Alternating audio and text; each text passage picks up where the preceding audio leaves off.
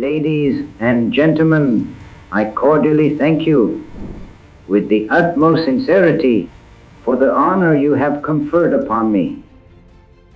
The greatest honor that it is possible for this sovereign assembly to confer by electing me as your first president. The Constituent Assembly has got two main functions to perform. The first is the very onerous, responsible task of framing our future Constitution of Pakistan.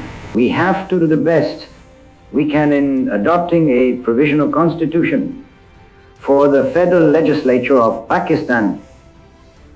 The first and the foremost thing I would like to emphasize is this. Remember that you are now a sovereign legislative body, and you have got all the powers.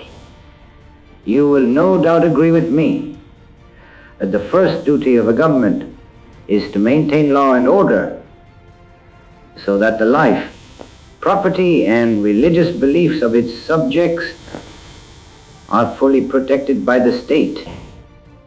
The second thing that occurs to me is this. One of the biggest curses from which India is suffering is bribery and corruption. That really is a poison reed, and we must put that down with an iron hand. Black marketing is another curse.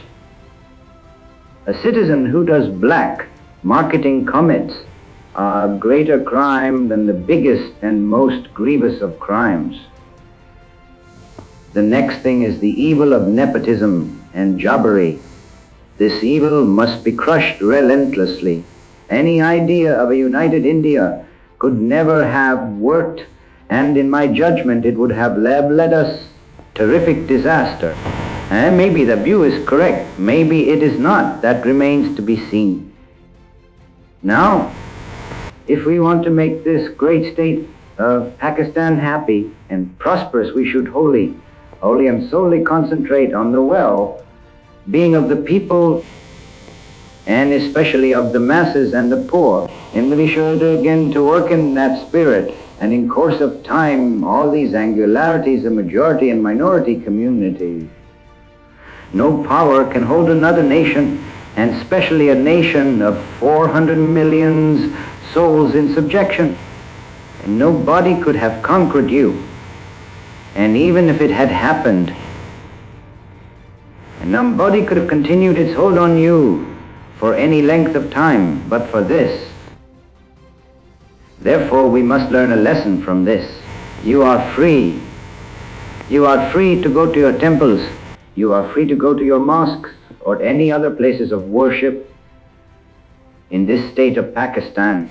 You may belong to any religion or caste or creed.